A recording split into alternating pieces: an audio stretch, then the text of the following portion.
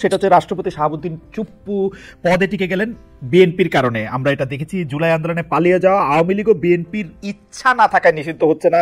খোদ প্রধান উপদেষ্টা মিডিয়ায় সাক্ষাৎকার দিয়ে এই কথা বলেছেন। কিন্তু আওয়ামী লীগ পালিয়ে প্রবাসী, তারা যুক্তরাজ্য জাপানে রাজনৈতিক সভা করছে, সেখানে শেখ হাসিনা অডিওতে বক্তব্য দিচ্ছেন। প্রবাসে সক্রিয় আওয়ামী লীগকে কি দেশে সুযোগ দেওয়া উচিত নাকি অনুচিত? আপনার অবস্থানটা আমি একটু শুনতে চাই, এবং একইভাবে মান্না ভাইয়ের অবস্থানটা আমি শুনতে চাই। যে মানে আমরা নেতা বা জনগণের পার্সপেক্টিভটা শুনলাম, আপনাদের পার্সপেক্টিভ একটু শুনতে চাই। বেচা ফারানা, আমি কি আগের আলোচনা থেকে প্লিজ হ্যাঁ প্লিজ হ্যাঁ।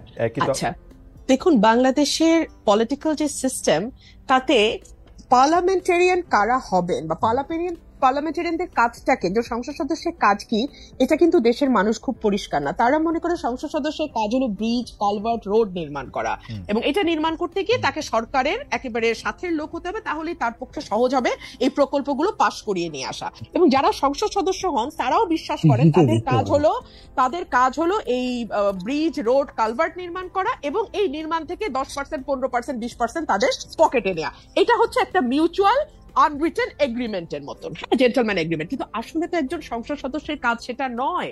একজন সংসদ সদস্যের কাজ পলিসি মেক করা, একজন সংসদ সদস্যের কাজ আইন প্রণয়ন করা, একজন সংসদ সদস্যের কাজ সরকারকে জবাবদিহিতার মধ্যে আনা। দেখুন, সংসদের 70 অনুচ্ছেদ সংবিধানের, আমরা যে এটা নিয়ে এত লাফালাফি করছি, আচ্ছা, সংবিধানের 70 অনুচ্ছেদে অনুযায়ী আপনি দলের বিপক্ষে ভোট দিতে পারবেন না। আপনি কি 54 বছরে দলের সমালোচনা করে কোন সংসদ সদস্যকে সংসদে দাঁড়িয়ে বক্তব্য দিতে শুনেছেন?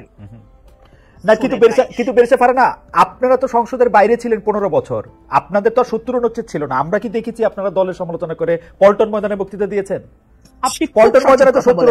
আমরা পল্টন ময়দানে বক্তৃতা দেয়নি। আমরা এতই মাইরের উপরে ছিলাম, আমি আমার ব্যক্তিগতটা বলতে পারি যে আমি ওই মাইরের বর্ণনা দিতে দিতে, আর যাকে আনা হতো আমার সাথে, সে ওই মারকে ডিফেন্ড করতে করতে এমন একটা জায়গায় নিয়ে যাইতো যে কনস্ট্রাকটিভ আলোচনার জায়গাটাই তো ছিল না।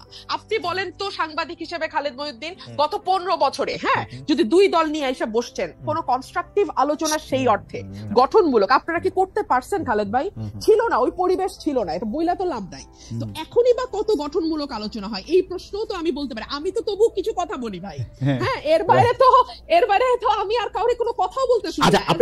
এই অভ্যুত্থানটা হইছে এক পালের জায়গায় আরেক, বিষয়টা তো তা না রে ভাই। রাইট, বেরসা ফারানা, আপনি যদি ওইটা একটু বলতেন যে শেখ হাসিনা যে অডিওতে বক্তব্য দিতেছেন প্রবাসী বিভিন্ন জায়গায়, ওইটা দিয়ে যদি মন্তব্য করতেন। জি হ্যাঁ, ওইটা নিয়ে আমার মন্তব্য খুব পরিষ্কার। আমরা শুরুতেই শুনলাম যে শেখ হাসিনা দেশ থেকে পালিয়ে গেছে।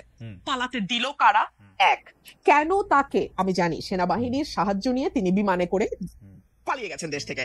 সেনাবাহিনী তাকে তার হেফাজতে নিতে পারতো কিনা এই প্রশ্ন আমি রাখি, কারণ তিনি তো আসলে প্রত্যক্ষ এবং পরোক্ষ ভাবে 2000 হত্যাকাণ্ড, 25,000 মানে কি বলে অ্যাসল্ট, এবং প্রায় 1,500 মানুষের চোখ হারানোর সঙ্গে সম্পৃক্ত, তাই না? দুর্নীতি সরিয়ে রাখি।